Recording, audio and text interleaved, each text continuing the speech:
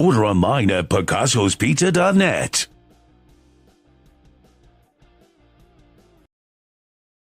What is up, everybody? Welcome to this Trainwreck Sports Podcast, where we are here to pay the bills. And boy, are we here to pay the bills this week. It is finally Bills season. Training camp is in full swing. I think we're 5-6 practices in, something like that, week one. These guys will help me figure out the exact time. Mike Bunt, Carson Hayek, Ajay Cebulski.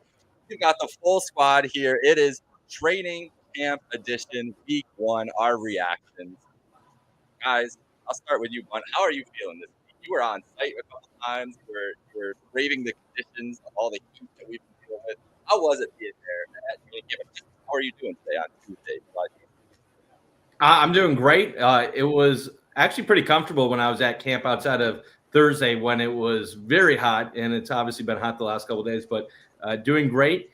Can't wait to talk about my observations on day 2, 3, and 4, and obviously a lot more practices to come with media access for Trainwreck Sports, but a lot to get to today, specifically starting with that Maxwell Harrison injury. Yeah, definitely. We'll get into all that. AJ, how are you feeling? How's the first week of camp been for you?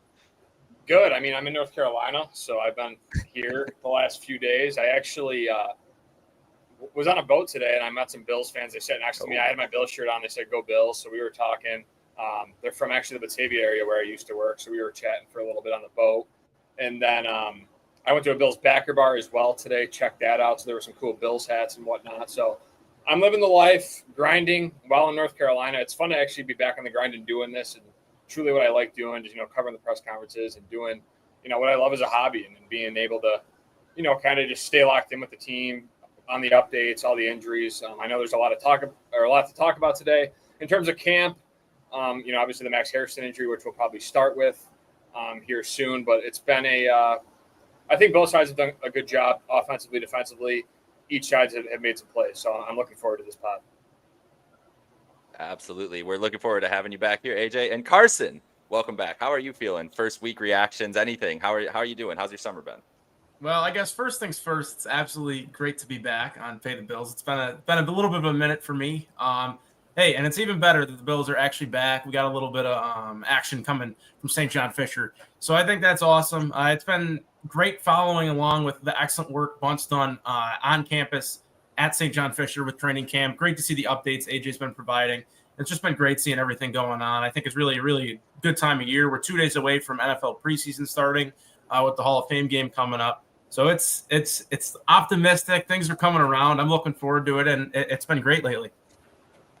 Absolutely, and there's a lot of positive notes that we'll touch on from training camp and everything. As we're gonna cover a lot on this show. There's a lot to get to. Mike and I, we did the show last week before any practices started, so we've got a lot to get into this week. But we have to start on a negative note, unfortunately, because it's the biggest news of the day and the biggest news of training camp so far. Probably is Maxwell Harrison going down today with an injury to his knee. I believe that Dane Jackson and Taron Johnson after practice said that it was a non-contact kind of a freak fall that it looked like he got injured on. It didn't look like any hit or anything like that.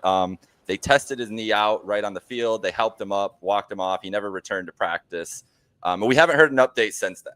So we're in a spot with an unknown with Max Harrison. Bunt, is there anything you can share with us, and how are you feeling about this Harrison injury right now? Where's your level of optimism or pessimism, depending on where you think this injury is or how serious it is?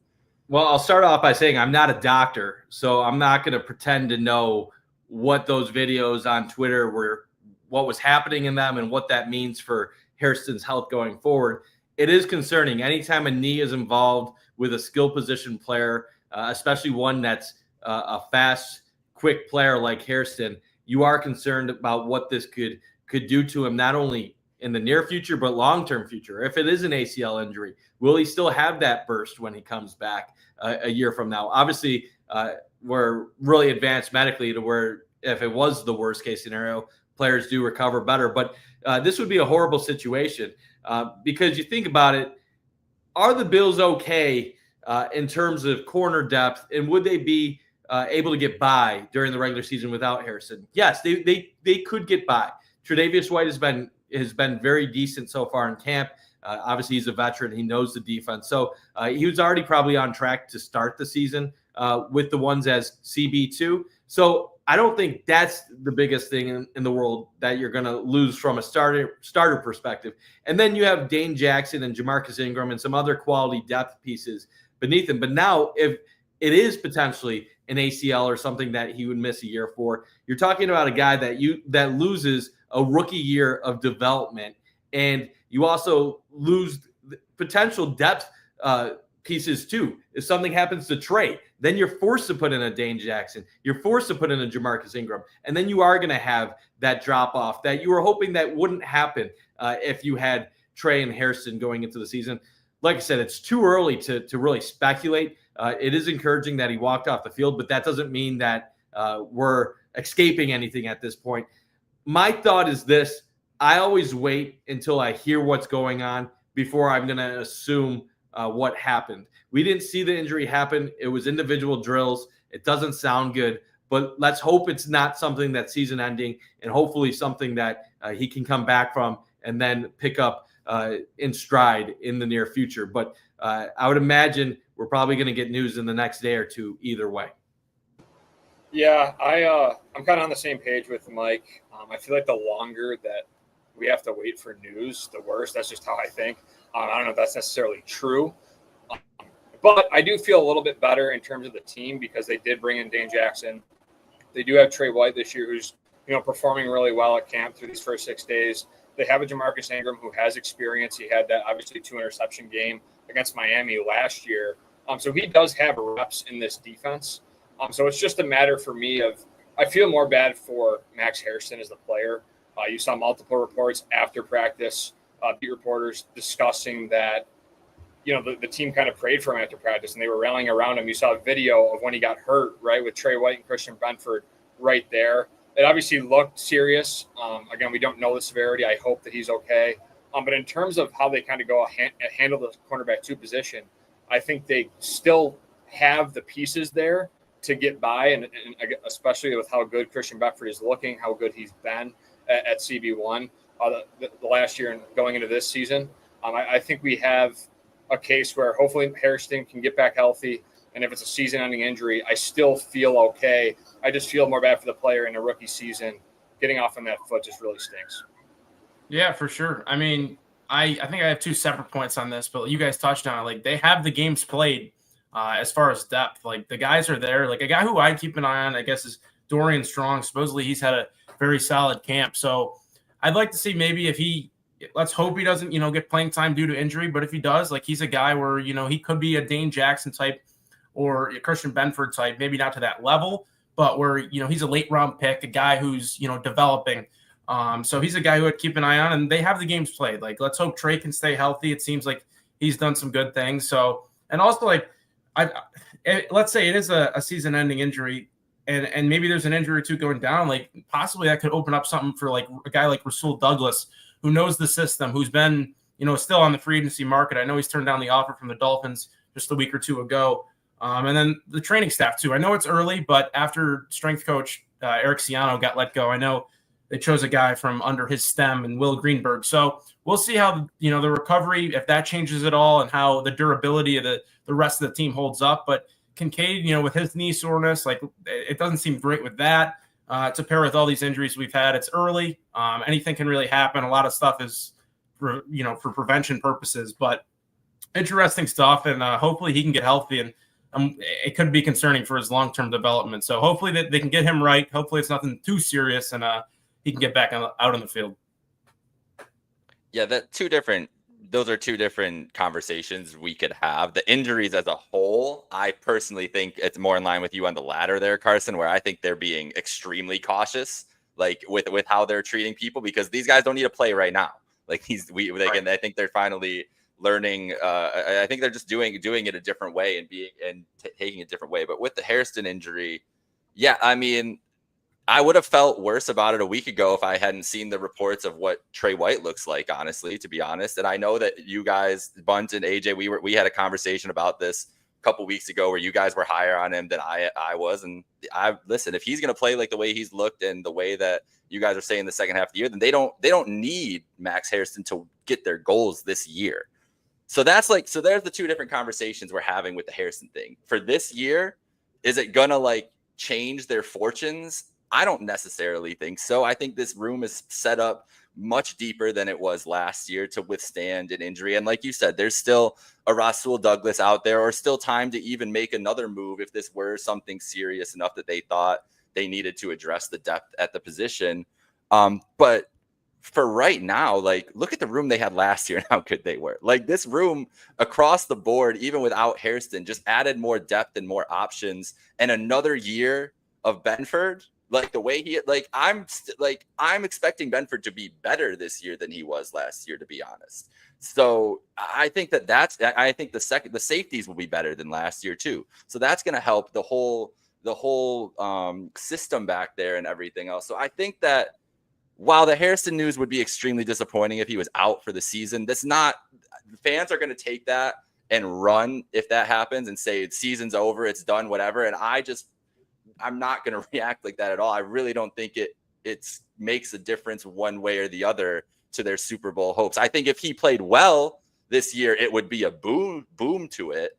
But I don't think this is a make or break thing if he were to be that serious injury. Now, to talking about development and everything else, like, I want him on the field tomorrow, Thursday. Like, these reps all right now that he is going to be missing, even if it is like a sprain and he's out 3-4 weeks, like, it's valuable reps where he's not really going to be able to contribute to this team this much this year, no matter what the severity of that injury is, in my opinion. They're not, because the way that they bring guys along is slower as it is. So for him to be recovering injury wise and still picking it up, and they have a guy like Trey White who they can just completely trust out there, and I'm sure that they completely trust, it's going to be a tougher road for him to win that job. Like, he already had to win the job. It wasn't like we knew that going into camp this week. I just don't see it happening. And so for the long-term things, like, yes, it sucks for the player and him in general, like, super sad for him if that were the repercussions. But I'm just trying to get ahead of the insane reaction that's going to come out if there is some news, where I don't think that it lowers their ceiling, but they're still a Super Bowl contender one way or the other. I don't think anybody's going to suddenly say that they're not a Super Bowl contender. Oh, bunt. Have you not seen Bill's Twitter? Come on, what are we talking about? No, Jake, I'm talking reasonable people. I'm not talking like your random like Paulie at like the Pizza Shack or whatever you're talking. Like I'm talking reasonable people aren't going to think that losing Hairston's going to end their season. And because most fans, they love Trey and they're going to probably talk him up into whatever role he has. But I don't think I'm as far as what you are on it not making an impact. I do think it makes an impact beyond just his development. You're talking about a guy with elite quickness who right now, obviously, like, he's probably not ready for like a big role, but who knows what he would be mid-season. We're talking about a guy that with his speed could have been an asset going up against speedier receivers, especially teams like Kansas City that have guys like Xavier Worthy. So I do think it could potentially hurt, but we don't know because we never have seen him on the field in a preseason game or a regular season game. So we really don't know what we'd be missing.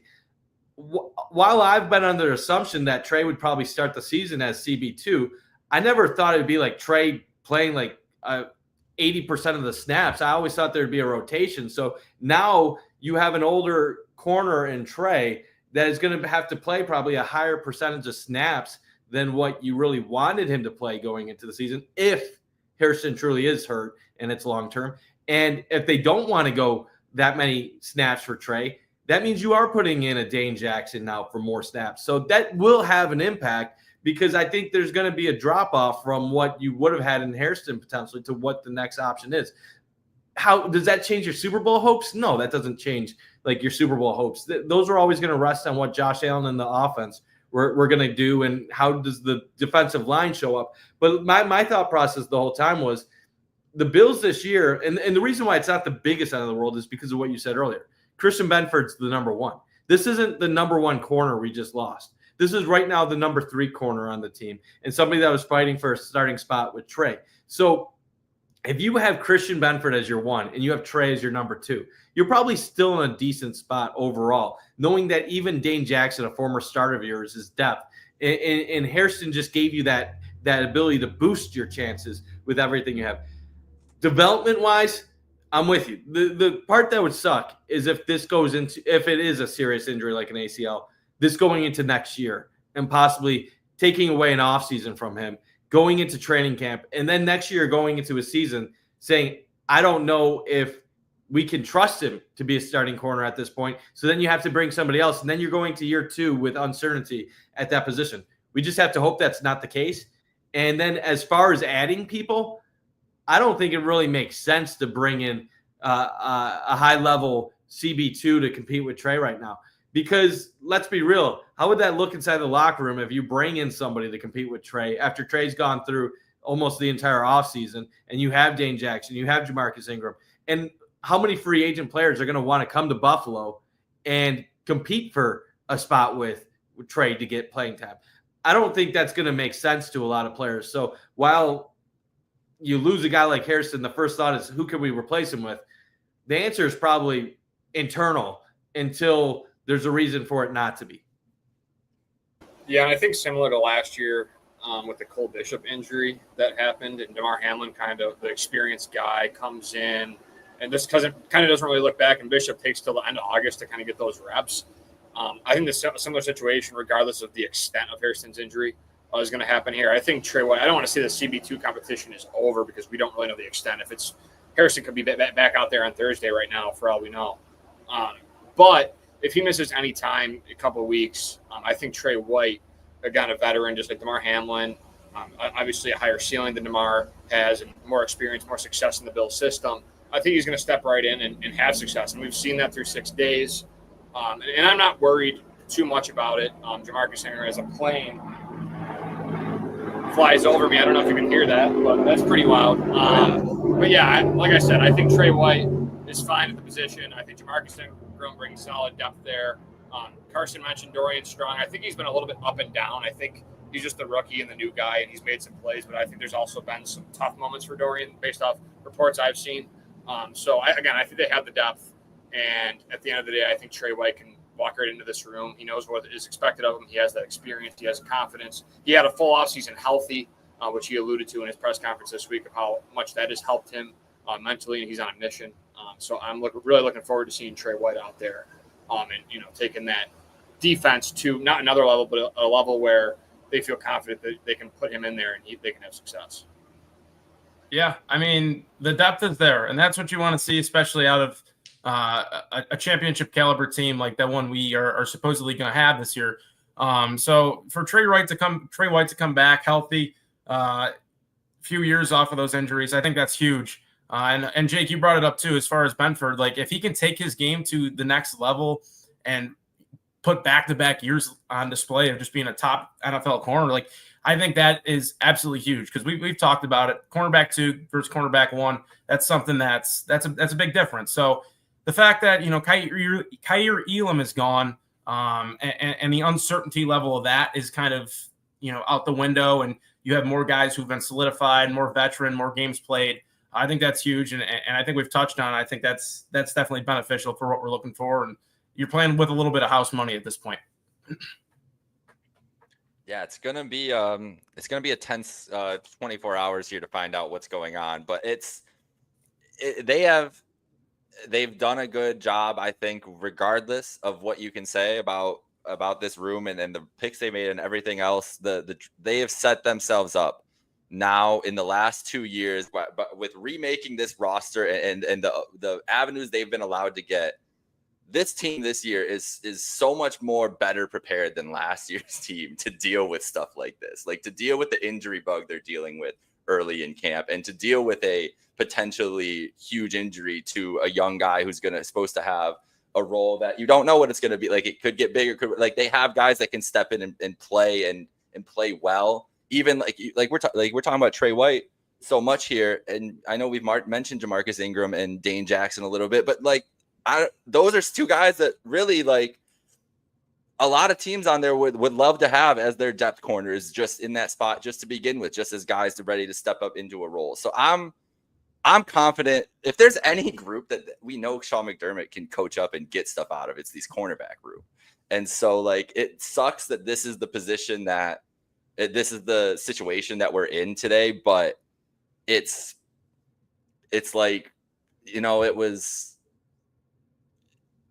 it was perfectly set up by Brandon Beane this offseason to kind of, they have layers.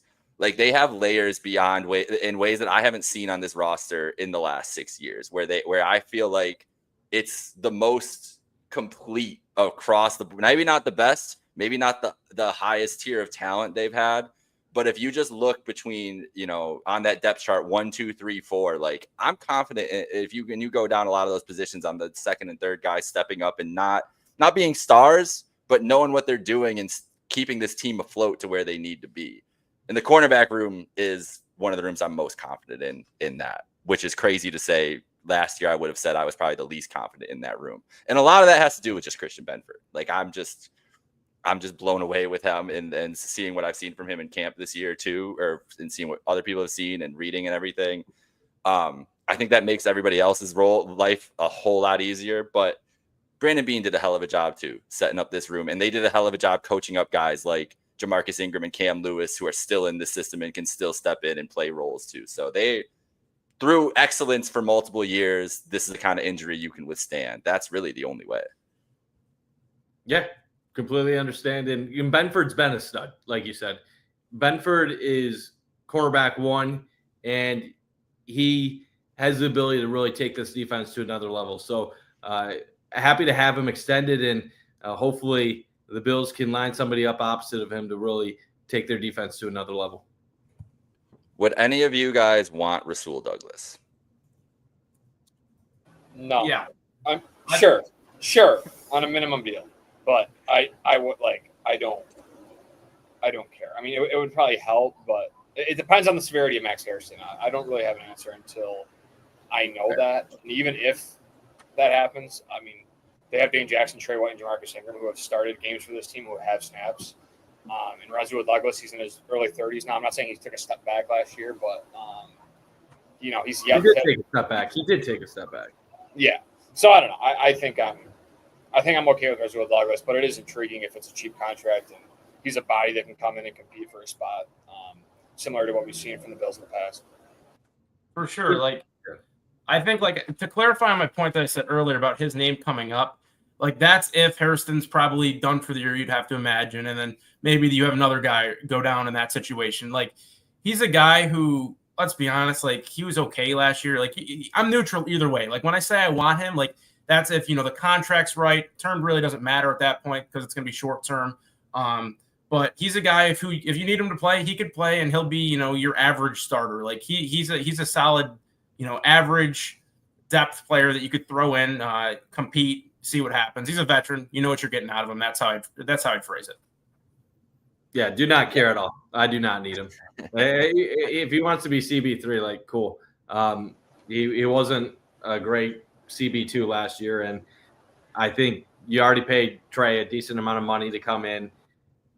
If you need a CB3, you got Dane Jackson, you got Jamarcus Ingram, you have other guys that can fill in. I don't know if Rasul Douglas wants to come to a situation where he's basically a backup who only gets on the field if there's another person hurt in front of him. So I don't even think Buffalo really makes sense for him unless it's a true competition for Trey White. And I don't believe that's something the Bills are looking to do at this point in time. Yeah, I'm in line with that. I did not like the play last year, so I'm cool. But we'll see. Like, it's an option. If he's still sitting out there waiting for something, this could be the perfect opportunity for him. But I think we covered the cornerback room pretty thoroughly there. Let's talk about Keon Coleman. Honestly, that's what I want to start with. So Keon Coleman has been the talk of camp before today with Harrison's injury by far. A rough first day, so it was the talk of camp for negative reasons. Now, there was a lot of crazy talk after the first day of training camp where a guy struggles. But since then, Mike, you tell me. You were there live. What's going on with Keon, and should Bills fans be excited about the development from camp about Keon Coleman? Yeah, they absolutely should be excited about Keon Coleman. I was hyping up Josh Palmer going to camp, and he's been good, but Keon Coleman has clearly been the top receiver so far in camp, in my opinion. Khalil Shakir is going to be consistent. He's going to get his volume. He's going to do things underneath, get open. But Keon is showing some of that big play potential that people are hoping to see from him coming out of college. Now, is he separating? He's not a separator. So, like, fans that want to see him get wide open all the time, like, that's never going to be Keon Coleman's game. But I'll tell you what, the Bills are feeding him the football, and he looks like he's the clear number 2 receiver on this squad right now. It's funny because after day one, some people were like, well, with Elijah Moore, Josh Palmer, and all these other guys, Keon's going to be lucky just to get, like, number 4 level targets on the team in the receiver room. And that couldn't be further from the truth. Like, this guy looks like he's going to be a 50 to 60 catch, 800, 900 yard guy this year if they feed him the way that they're going on in camp so far. Now, AJ, I saw you smile, and I know you find that funny right now. I'm not projecting that, AJ. I'm not saying that's what Keon Coleman is going to be. But based on how they're feeding him the ball right now in training camp, they're expecting him to take a big step forward this next year. And you know what? I didn't even think his rookie season was as bad as what people were making out to be. His reception totals were low, 29 in 12, 13 games, pretty low. But he was over 19 yards per catch. If his per 17 game totals as a rookie, he was on pace for over 700 receiving yards as a second-round pick receiver. That's a pretty good rookie year. I don't know why people thought that a rookie receiver that had separation issues, that was coming off an injury at the end of his last season at Florida State, was suddenly going to replace all Stephon Diggs' numbers right away. Like, that never made sense to me. And yes, there's limits to his game.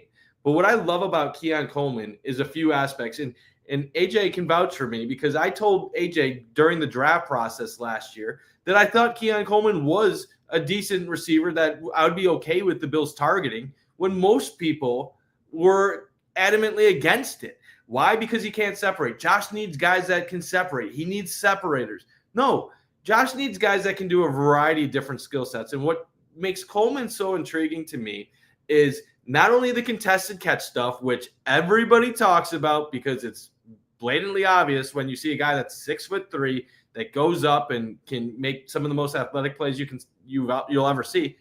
But it's what he can do with the ball in his hands in space. Now, it's funny because we all connect speed with athleticism. Speed and athleticism aren't just the only things connected. You can be an athlete while being a little bit slower. Keon Coleman played basketball at Michigan State. Like, you don't play basketball at Michigan State by not being an athlete. So what can you do? You can get him the ball in space. You can do short passes to him. You can do slants. And what's he going to do? He's going to do things afterwards. He's going to make a guy miss. He can stiff arm someone. He can do a lot of things with the ball in his hands. He returned punts in college. He did different things like that. If you're not athletic, if you don't have agility, if you don't have elusiveness, you are not returning punts at any level of high football. So I'm excited about Keon Coleman. I still believe that on this offense, you're looking at Shakir taking over on things, like being the high volume. But between Coleman and Palmer, that's your 2-3.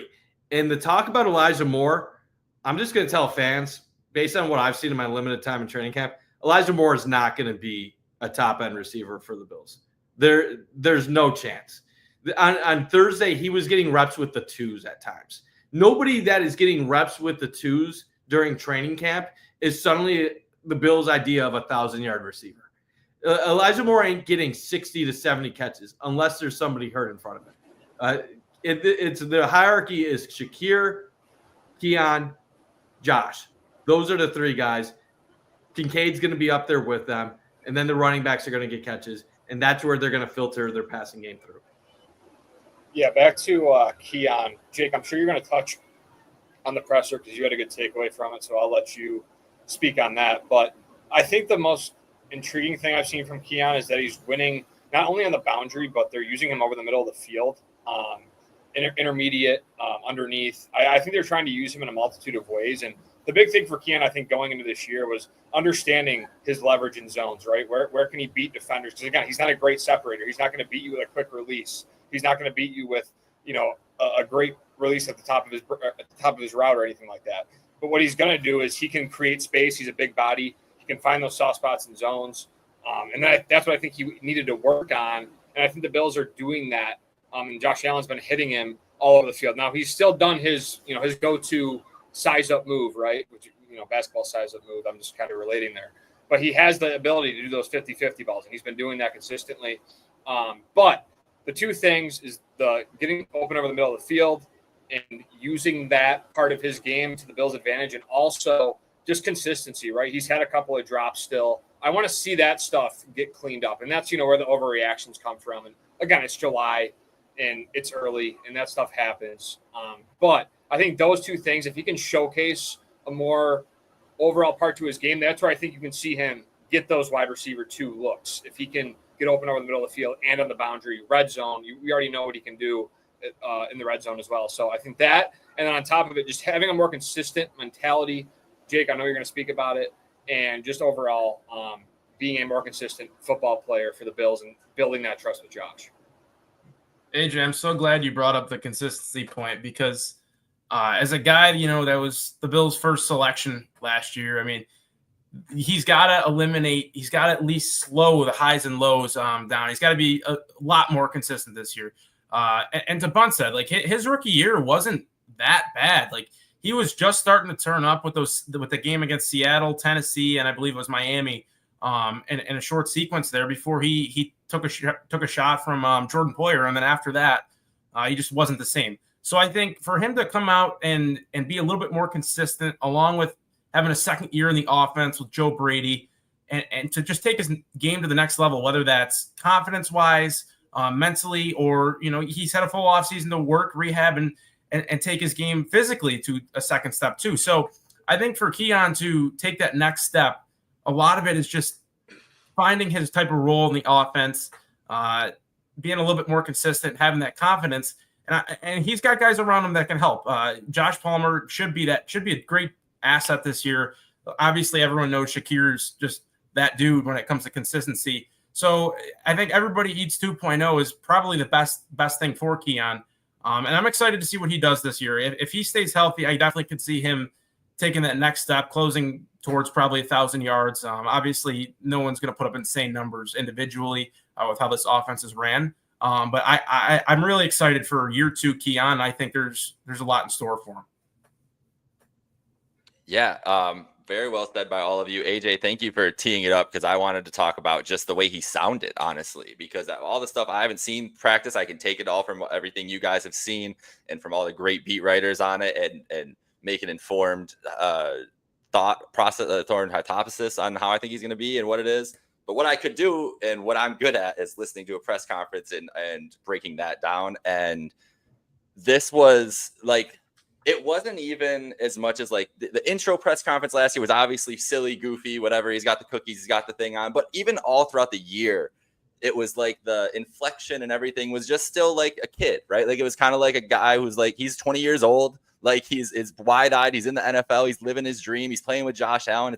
They're winning. Like this year, like that press conference that I heard today sounded like a guy who's been in the league for 10 years. Like a guy who he didn't really want to be there. Wasn't really like feeling the media. Like I could tell he didn't want to like do it, but he wasn't rude.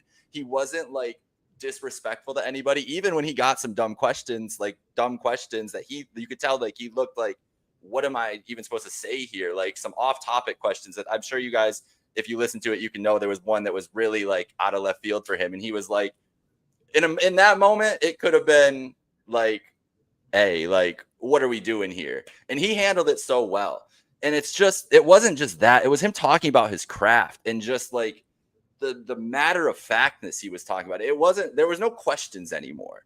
Right? Like last year, it was like, well, maybe I need to do this to get better. Maybe I need to do this. Like I'm gonna get with the coaches. I'm gonna try to, it was like, nah, like this is the plan they put in place for me. And I went this summer and I did step A, B, C, and D. And now I'm seeing the results of it. And I'm going to keep doing it and going forward with it. And his agent agreed with me.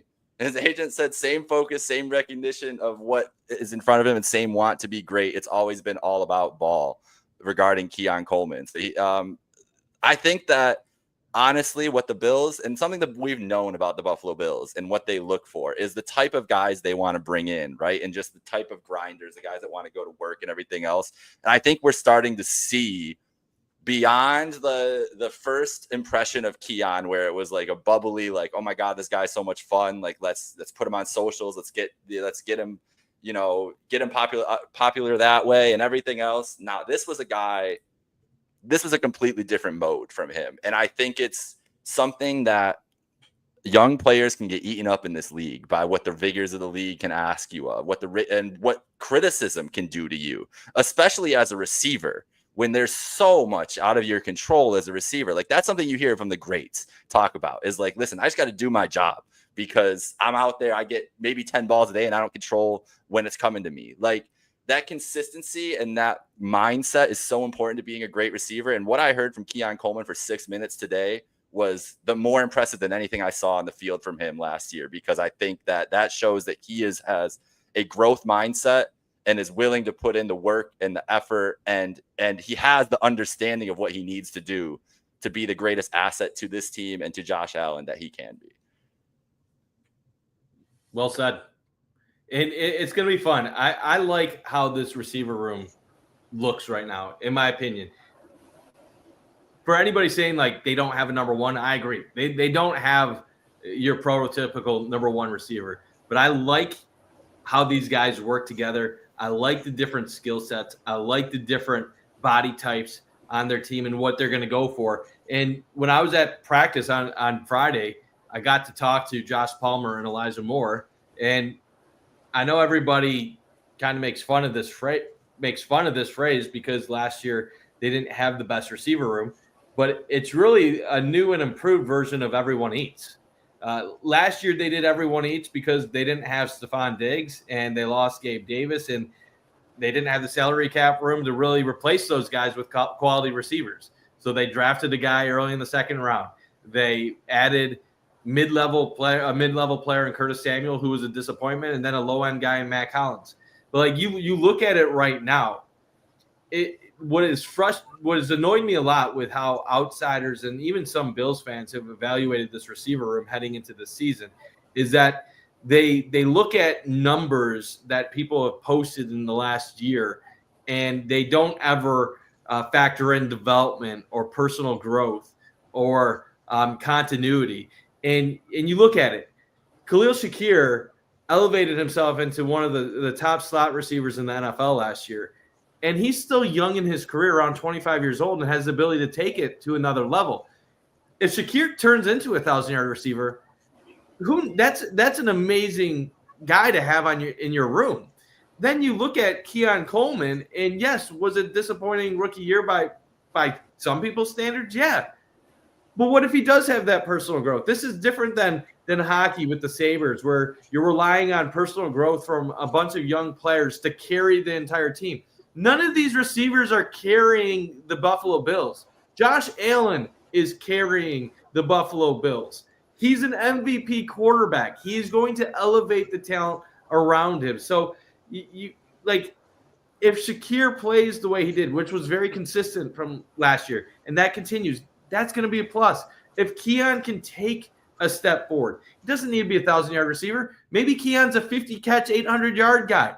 That's a plus. Because if you're telling me you got Shakir going for 800 plus, you got Keon possibly going for 800 plus, and then you have a Josh Palmer who's going to be a vertical threat who has the ability to get 700 plus, you're telling me they're spreading out the ball. Any given play, they can get it to three different guys, not even factoring in the tight ends, which Dalton Kincaid can make plays.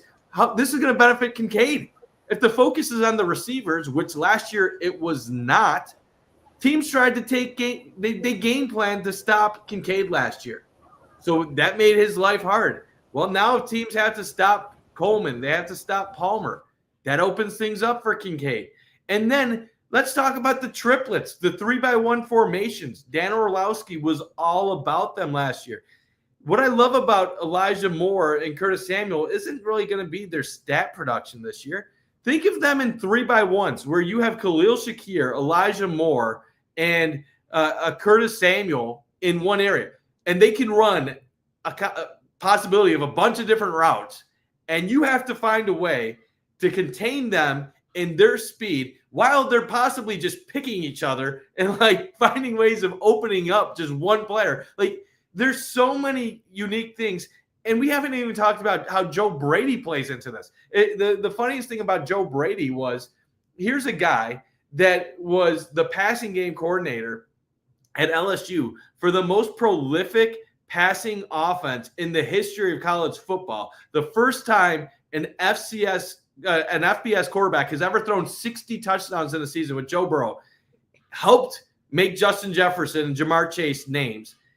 And he comes to Buffalo and he's like, nah, I'm just going to be a running-based offensive coordinator. You're going to give me an MVP quarterback, and you know what I'm going to do? I'm just going to make James Cook look like a Pro Bowl running back. And like the funniest thing about it is, so we know the offensive line can get the job done from a running perspective. We know the Bills can put up 30 points a game with their MVP quarterback literally being a game manager.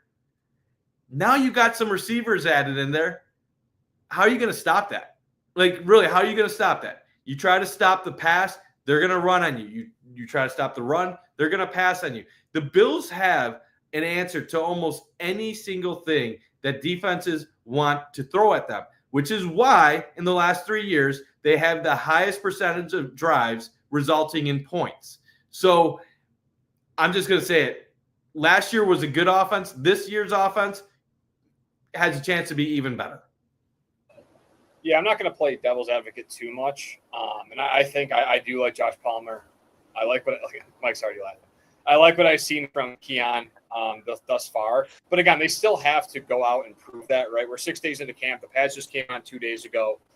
There's still a lot to prove in this wide receiver room. I think Khalil Shakir has established himself, right, as a top slot receiver. I can agree with that point right now, 2 days sitting here, that Khalil Shakir is one of the top slot receivers in the game. I think you can say that Josh Palmer has had some success. Injuries have plagued him in his career, and I think that he would have put up better numbers for people that look at his numbers to say he's not going to be great. I think he has put up better numbers if he were healthy in other situations. And then also I think Keon Coleman, again, I think he's trending in the right direction. He's playing well.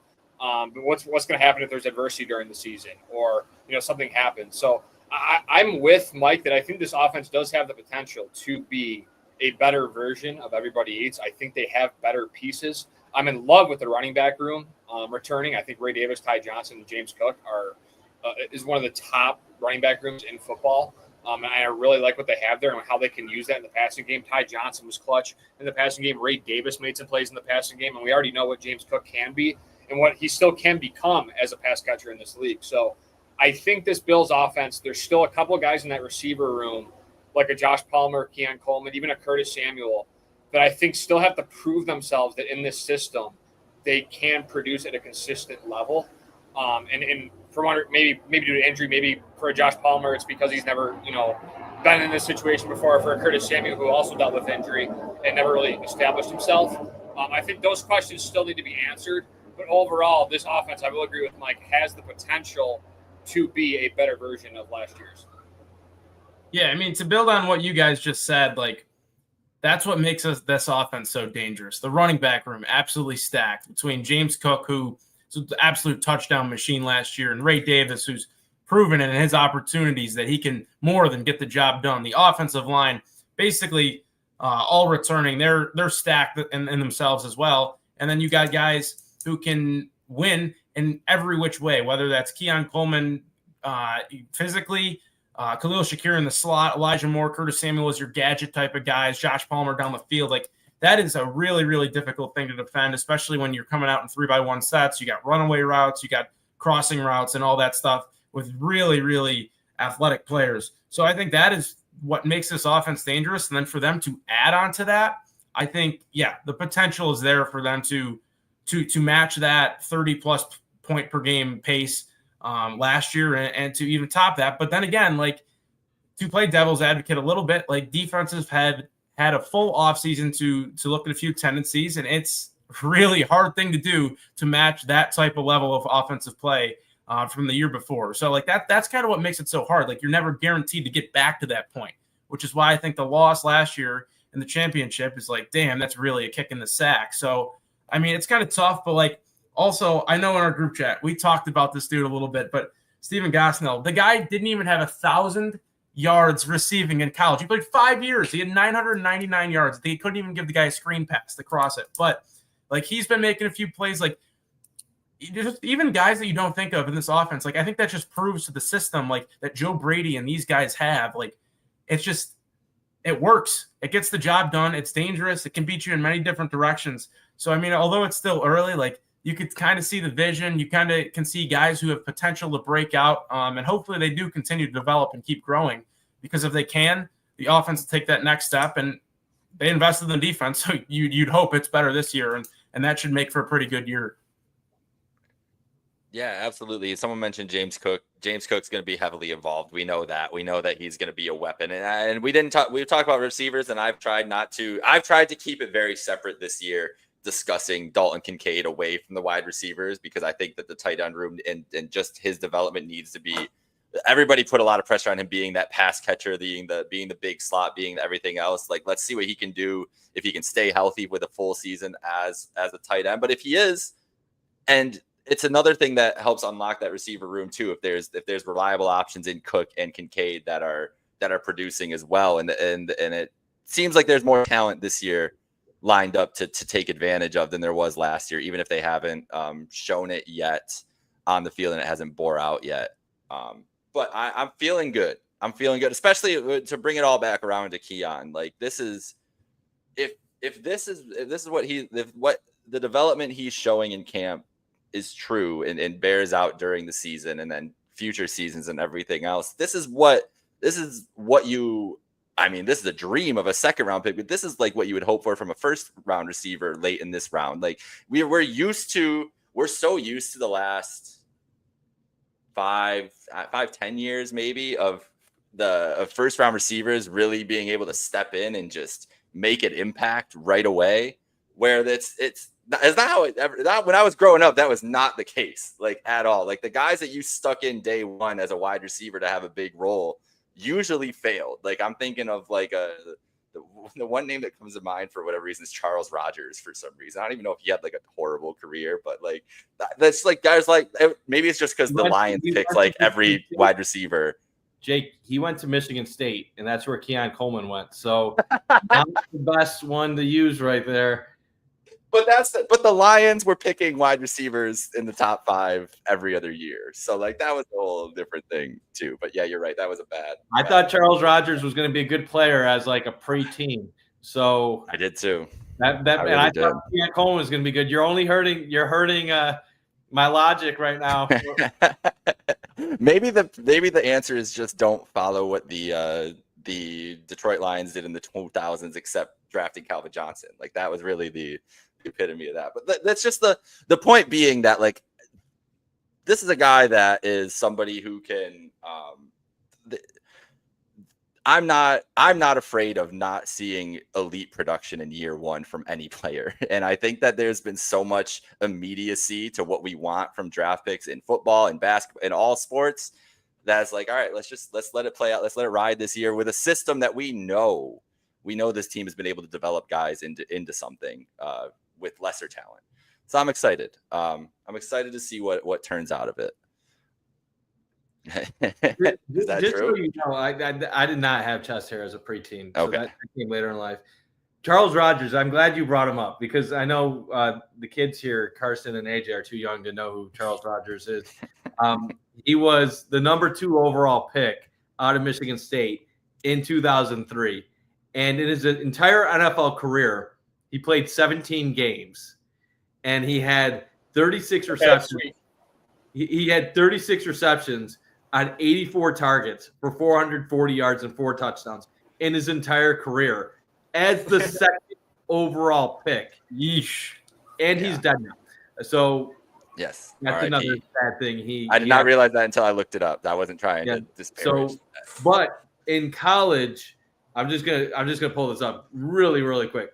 His junior year at Michigan State in 12 games, 68 catches, 1,351 yards, and 13 touchdowns, and then literally had half of that is an entire NFL career. So, yeah, I hope Keon performs.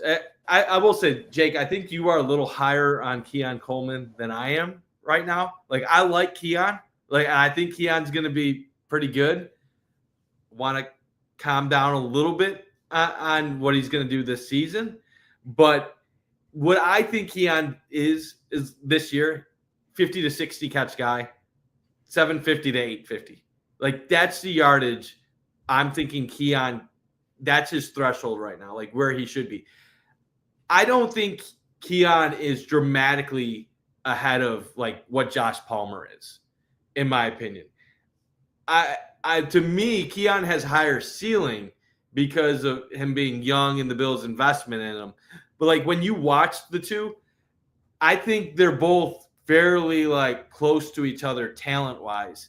It's just that Keon is more of a contested catch, athletic guy with some of these short things, while Josh Palmer is more of a smooth route runner who can create some separation in the intermediate and vertical parts of the game. So like at the end of the day, when we're talking like stats wise, Shakir's number one. I think Keon and Palmer are going to be similar.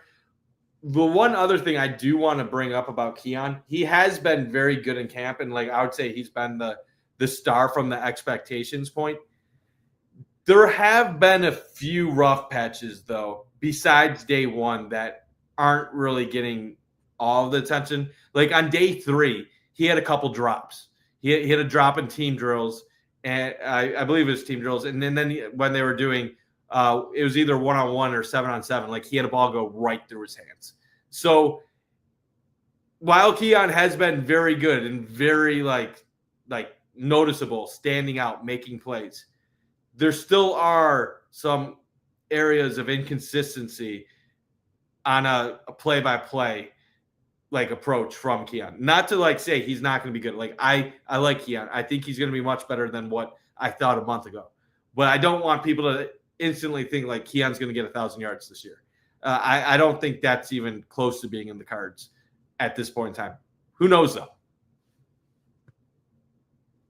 Yeah, I mean, I'm in line with you where I think he might be. I think that's what he was on pace for last. He was almost on pace for 800 yards last year before the injury too, like with the production, the way it was looking too. So I think that's perfectly fine. I hope better than Drake London, but that's okay. And I think that there's my hype from Keon comes from my issue with the draft process, because Keon was the number 1 or 2 wide receiver going into the last year. And then that was probably wrong. And that probably was not where he should have been. But then then Michigan State had a way more horrible year in his draft year. And it hurt his stock because of a lot of things out of your control as wide receiver in this scenario. And the guys that they were picking in that spot, yeah, I mean, I got mad about Xavier Worthy on draft night. I'm not as mad about it anymore, but people don't want to, but you have to give Brandon Beane in this regime at least the teeniest benefit of the doubt that they might have gotten a guy that can work out for what they try to do within this system. Do you guys have anything else on receiver rooms or anything else? I just have one wide receiver wise on with Florida State. I think the problem fans have had with the pick when it happened, it wasn't that like Keon doesn't have talent or that he wasn't like a value pick where he was selected. It was that fans, including myself, had this expectation of like getting like a number 1 caliber receiver. And at that time, Keon felt more of drafting for a need in like a role than it was drafting the best available receiver in that moment. Like the Bills wanted a bigger, more physical, contested catch guy for their offense. So that's why they selected Keon. More so like if they wanted the most rounded receiver, they could have gotten a Lad McConkey. They could have gotten a few other people like Xavier Worthy. They could have drafted at that point if they wanted to.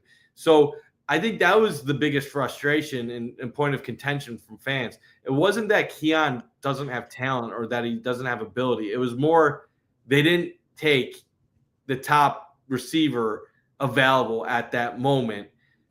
But it's hard to argue with their logic with how they're trying to build this offense. But at that point in time, how many fans were thinking everyone eats in basketball lineup type receivers when now it's pretty obvious what the Bills are trying to do there? Yeah. I like it. Anything else, Carson, AJ? No. No. Okay. Nothing. All right.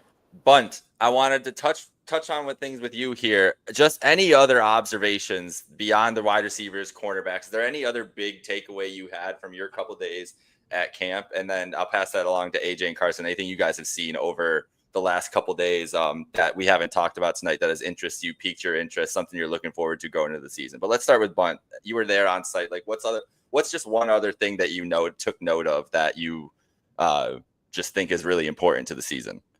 Yeah, so just my quick observations having been at camp. I was there before the pads were on, so it's really hard to evaluate like the offensive, defensive line. Obviously, the offensive line returns all their starters. They look good. They're going to be solid again this year. Alec Anderson showed some feistiness, getting an altercation in practice the one day. The running backs have looked pretty solid. James Cook has been really good in the receiving game so far in practice. He had a toe tap sideline catch for like a 15-yard grab. Looked like a receiver on the play. Huge screen play. The Bills have had some successful screens so far in practice. Ty Johnson has flashed when I've seen him with the ball. Obviously, I mentioned the receivers. Elijah Moore really has kind of underwhelmed when I've watched him. Palmer has been good. Keon's been very good. Khalil Shakir consistent. Kincaid has had a few moments where he's made some plays. Obviously, a lot of injuries. Defensively, a lot of people have been talking up Michael Hoyt at Oliver. I thought the few times I've been paying attention to Joey Bosa, he had some moments. He had a nice pressure on Allen the one day that led to a Taylor Rapp interception. Rapp has been pretty solid. He's had multiple interceptions so far in camp. I think Christian Benford, every time I've isolated on just him, he looks like the best player on the field. Christian Benford besides like Josh Allen, I think we're at the point where Christian Benford is the second best player on this team. And to me, that's where I'm at. Every time I'm seeing him on a one-on-one, he's winning. Doesn't matter who he's going against. He is consistently winning against almost any receiver he's lining up against. The Hairston news sucks, but I think they'll be able to survive. And then linebacker, you guys have seen it on Twitter. Milano has been playing well, so hopefully he can stay healthy, keep it up. I haven't seen too much Bernard because he's been held out with the soreness, I believe hamstring. So overall, it's been pretty balanced. I can't really say one side of the ball has been very good, the other side very bad. It's been pretty balanced, which to me is an indicator more that this defense is taking a step in the right direction more than this offense is not going to be great. Because I think this offense is great, and I think the defense is going to be better than what they were the last couple of years. Yeah, I think a few of mine. One, I think that Cole Bishop just kind of like going right into the starting lineup. I think that's like the biggest, I wouldn't say surprise to me because I thought he would win the job and ultimately be a starting week one. But I feel like the Bills have given him an offseason. He's learned from his rookie year. They feel confident in him. I think just their confidence of Cole Bishop. And I know he's been inconsistent. I've seen him lose a couple, 1v1 reps, which again, that's hard to win as a DB, especially a safety. And he's been out of place at times and during team drills, but I think just giving him those reps and I think them trusting the Bills, trusting a Cole Bishop to just step right in, full steam ahead. Don't even give, DeMar Hamlin really many reps of the ones. Derek Forrest has been, an afterthought at this point. No one's really talked about him much. I think it's just the Cole Bishop has really asserted himself. Whether, I haven't really seen him play live, but it just seems that the consistently starting every single day with no questions asked is one of my biggest takeaways. Also, Matt Milano, I think he is the X factor. He turned 31 yesterday, and they haven't had a defense really where Matt Milano's been like fully healthy in a long, long time, right? It's been here nor there. He's been hurt. He's come back. He's returning from injury. So it'll be interesting to see a healthy Matt Milano and what he's done because, again, he had an interception today at Josh Allen on a terrible throw. No offense to Josh, but it was a terrible throw in the video that the Bills posted. And I think he's, made some big plays, made a big hit on a screen the other day. And I think he's been flying all over the place. So that's always a good sign. The other guy is Jackson Hawes, the tight end. He's been getting a lot of the work as a blocker. And he's been kind of, destroying people. He went on One Bills Live today and was talking about that. Connor McGovern was talking about that on One Bills Live and just how impressed he is with Jackson Hawes, and not really as a pass catcher, but just as a run blocker. And again, you pair that with Reggie Gilliam, who's the nickname the Sledgehammer. I think that really offers kind of some versatility there for the Bills offense, where they can use Jackson Hawes predominantly as a run blocker. I mean, if he continues to really show some signs there, I think that can bring this Bills rushing offense to another level. So overall, I'm excited to go there Friday with Bunt. We're gonna, I'm gonna finally see the guys, the red and blue scrimmage, get a really good look at what they're doing. But Cole Bishop, Matt Milano, and Jackson Hawes are the three guys to me that have really stood out to me. Obviously, Christian Benford, like Bunt said, best player on the field most days. But those three really come to mind when I think of training camp through 6 days. Well, I'd say for me, you guys brought up a lot of them, but Cole Bishop, obviously, that's a big one from a guy who a lot of people had question marks about just getting thrown into the lineup like that. I think that's pretty notable. I think they got some expectations for him, as they should.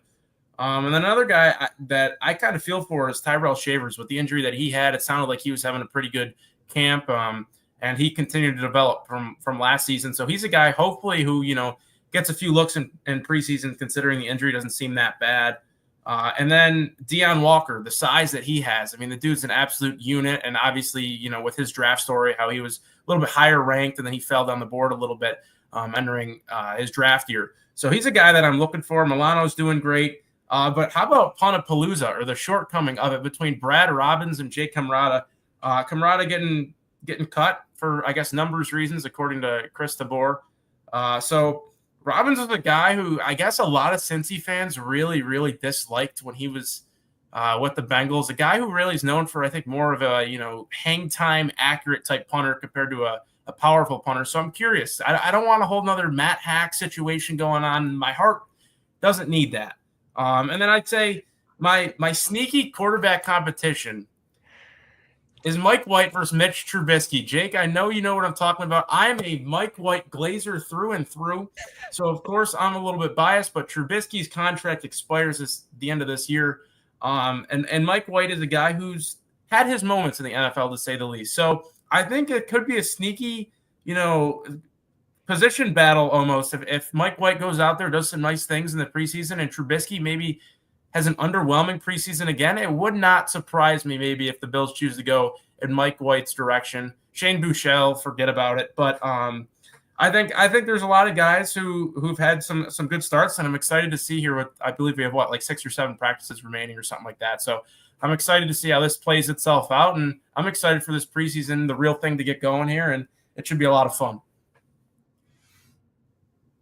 Yeah, I was waiting for you to bring – I knew you were going to do it, but I was waiting for you, Carson, to bring up the backup quarterback competition. Joe Buscaglia wrote a big part about it in day 4 of his observations over on The Athletic about White and Trubisky really, really battling it out.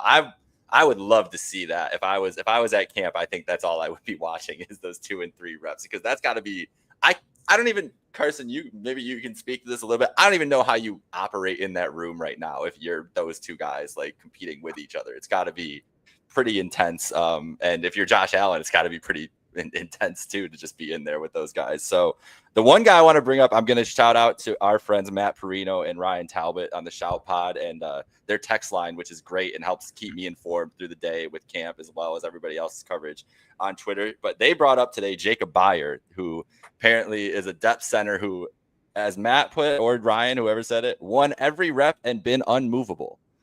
So that's the first I heard of it. That's the first I've seen his name, but that sounds pretty good to me as a depth center. Won every rep and been unmovable. So I like that, but I am very interested in the backup quarterback competition as well. And then just piggybacking, you guys brought up pretty much everything. You brought up some great points and great takeaways, but Christian Benford thing is the biggest thing for me. If Christian Benford's a top 5 corner in the league this year, things have changed for that defense in my mind. Like he's already near that level. If he can stay healthy, if we can get 16, 17 games of Christian Benford on the field this year, that's a scary proposition for wide receivers all over the league. I was thrilled to see the news that Benford came back and just was doing his thing, doing it again and doing it well. So that is, like you said, Mike, if he's the second best player on the Bills this year, and that's where we're just at, like it's Allen and Benford and everybody else, like that's crazy from where Christian Benford, the story of Christian Benford is crazy, but well-deserved, because that's another guy who comes in, just puts his hard hat on, goes to work every day. He's not in this position. He's only in this position because of his mindset and his dedication. So shout out to that guy. He deserves it. And sounds like he's been awesome. I can't wait to see him line up week 1 against Baltimore, because that's going to be fun. anything else to touch on here? We saw a rumor from James Cook wanting Saquon Barkley money right before we got on here, and I don't really need to give that too much thought, except I'm just no. Just no. I don't know if you guys. Anything else though? Bunt, AJ, Carson. Just excited for the red and blue practice on Friday. I saw a comment earlier asking if any of us are going. Me and AJ are going to be going together. I don't know if either of you guys plan on going or not, but that's going to be fun. Always a good time. 30,000 plus at the stadium. They normally fill the lower bowl for that, so that'll be nice. And then that will head us into the weekend where I will be having media access at camp on Sunday and Monday. Monday being a media only practice, so that's kind of cool that we're going to get a little bit of a behind the scenes look at some of the more I guess private things that they're going to be practicing, stuff that they don't want necessarily to be seen by fans and reported by media. So I'm probably going to be limited to what I can actually say about it, but we can be generic and get to certain things. So that'll be fun. And then I'll be wrapping up next Thursday, going with my wife to have a date day in Rochester to get practice, some Winfield Grill and Pittsburgh Dairies. I might not be part of the big time media, but every once in a while I can do something in Rochester, take a picture and put it on social media. So I'll try to fit in with the rest of the people then. But yeah, it's been good practice so far. The injuries are a little concerning, but like you said, Jake, it's early on. They're probably being cautious with most of these. I don't think the majority of these injuries are worrisome, but just have to wait out this Maxwell Hairston news. Hopefully it's the Bills get some good updates in the near future, so we don't have to worry about it. It would be way preferable to have him healthy and see what he can develop into during the season than to have this basically turn into a redshirt year. So just got to hope for the best, and I expect us to hear something in the next day or two.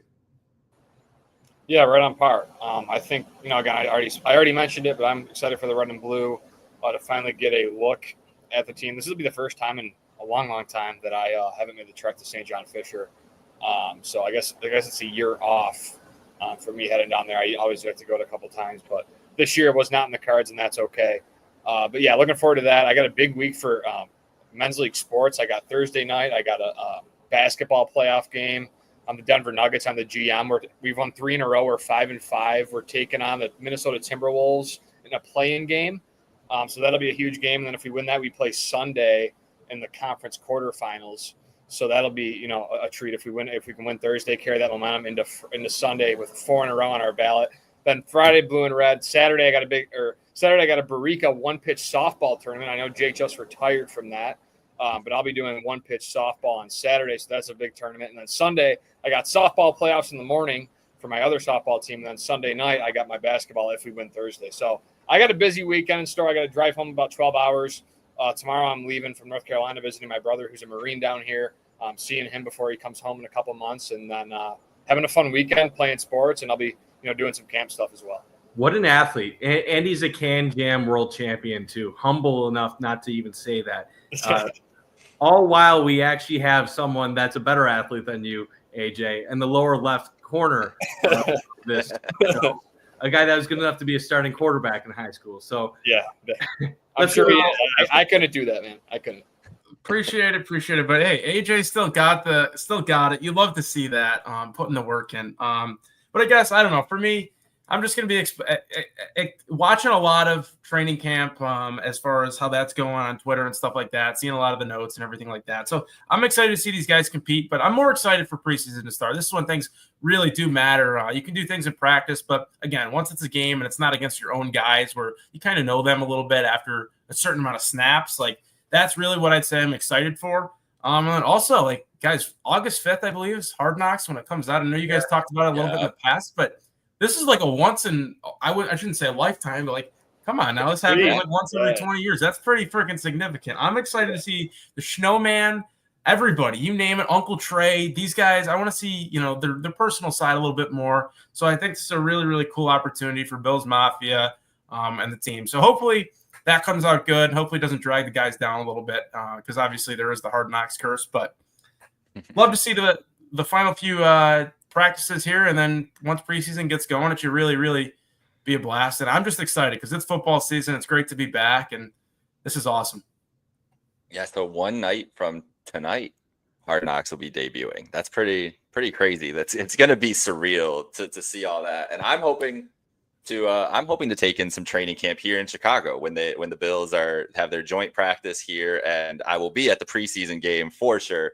That joint practice, guys, I've been trying to get tickets for weeks, like resale. Like I'm on Reddit. The people want to see Josh Allen in Chicago. That just is what it is. So it's going to be fun. It's going to be a fun season. It's been a fun, honestly, this is the most fun I've had for a training camp, like the first week training camp, the coverage we've done, just doing it. And maybe it's just my excitement for the season. Maybe I'm prepared to just be completely disappointed this year, but I'm feeling pretty good going into the year. I'm having fun with it. I had so much fun with that group last year with the team that they put out on the field, and I'm just excited to see what happens this year. And it seems like the vibes are back. The vibes are high and the vibes are back in St. John Vischer. So it's going to be fun. Shout out to our sponsor, Picasso'sPizza.net. You can get your Picasso'sPizza.net. You can get your Picasso's Pizza anywhere nationwide at Picasso'sPizza.net. So thank you to them as always. I think we paid the bills. Like, it looks like you have something you really want to say, though. No. Oh, okay. You look like you were ready to drop one more. Like it was like he just got one back in his brain and was ready to go. But okay, so we'll let it think about it next week. Now you have to have something crazy, Mike, to start off the show with. No pressure, though. But we paid the bills. Thank you, Mike. Thank you, AJ. Thank you, Carson, for joining. This is Jake Micah. Have a great night, folks.